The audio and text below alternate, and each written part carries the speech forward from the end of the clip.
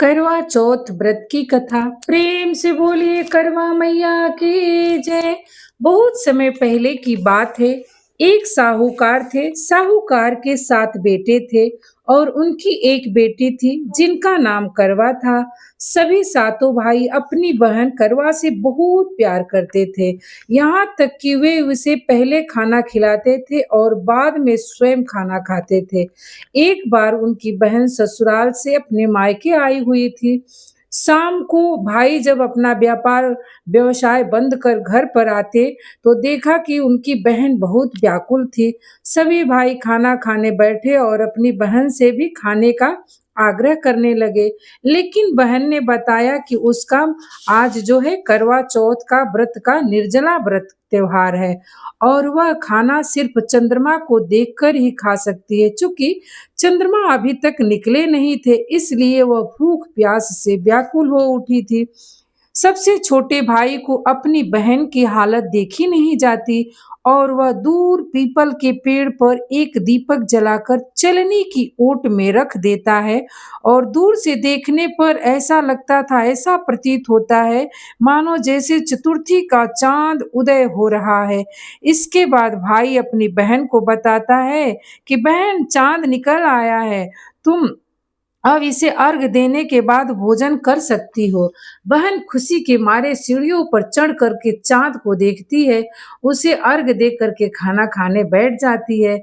वह पहला टुकड़ा मुँह में डालती है तो उसे बहुत ज़ोर की छींक आ जाती है और जब दूसरा टुकड़ा मुँह में डालती है तो उसमें से बाल निकल जाता है और जैसे ही वह तीसरा टुकड़ा मुँह में डालने की कोशिश करती है तो उसके पति की मृत्यु का समाचार उसे मिलता है। वह बौखला जाती है। उसकी भाभी उसे सच्चाई से अवगत कराती है और कहती है कि उसके साथ ऐसा क्यों हुआ है। करवा चौथ का व्रत गलत तरीके से टूटने के कारण उससे जो है देवता नाराज हो गए हैं और उन्होंने ऐसा किया है। सच्चाई जानने के बाद करवा निश्चय करती है कि वह अपने पति का अंतिम संस्कार नहीं होने देगी और अपने सतीत्व से उन्हें पुनर्जीवन दिलाकर ही रहेगी। वह पूरे 1 साल तक अपने पति के शव के पास बैठी रहती है, उसकी और अपने पति की देखभाल करती रहती है, अपने पति की शव की देखभाल करती रहती है। उसके ऊपर उगने वाला जो सुई नामा घास होता है, वह घास को निकाल करके एकत्रित करती जाती है। 1 साल बाद फिर करवा चौथ का दिन आता है। उसकी सभी भाभियाँ करवा चौथ व्रत रखती हैं। जब भाभियाँ उससे आशीर्वाद लेने के लिए उसके पास आती हैं, तो वह प्रत्येक भाभी से एक ही बात बोलती है, "यम सुई ले लो, पिया सुई दे दो और मुझे भी अपने जैसे सुहागन बना दो।"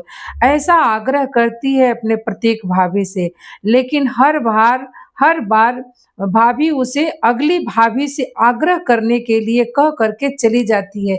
जैसे कि एक भाभी आती है तो उससे बोलती है, तो वो भाभी जो है कहती है कि जो अब आने वाली भाभी है उससे आप इस बात को बोलिए।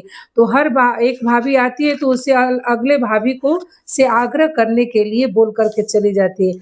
इस प्रकार से जब उसकी छठे नंबर की भाभी आती है तो करवा उससे भी वही बात दोहराती है और यह भाभी उसे बताती है कि चूंकि सबसे छोटे भाई की वजह से उसका व्रत टूटा था, अतः उसकी पत्नी में ही ऐसी शक्ति है कि वह तुम्हारे पति को दोबारा जीवित कर सकती है।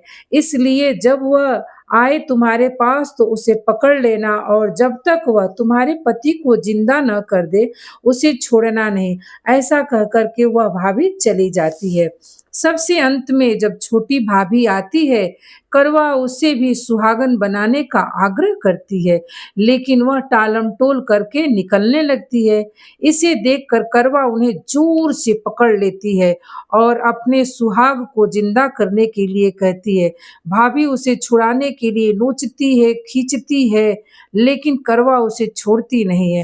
अंत में उसकी तपस्या को देखकर भाभी का मन पसीज जाता है और अपनी छोटी छोटी उंगली को चीर करके उसमें से अमृत निकाल करके उसके पति के मुंह में डाल देती है। करवा का पति तुरंत ही श्री गणेश करता हुआ उठ बैठता है। इस प्रकार प्रभु कृपा से उसकी छोटी भाभी के माध्यम से करवा को अपना सुहाग वापस मिल जाता है। हे श्री गणेश, हे माता गौरी, हे भोलेनाथ, जिस प्रकार करवा को चिर सुहागन का वरदान आपने दिया है, आपसे मिला है, वैसे ही हर सुहागन को मिले। कहते सुनते हुंकार भरने वाले की जय। बोलिए करवा माता की जय। प्रेम से बोलिए करवा मैया की जय।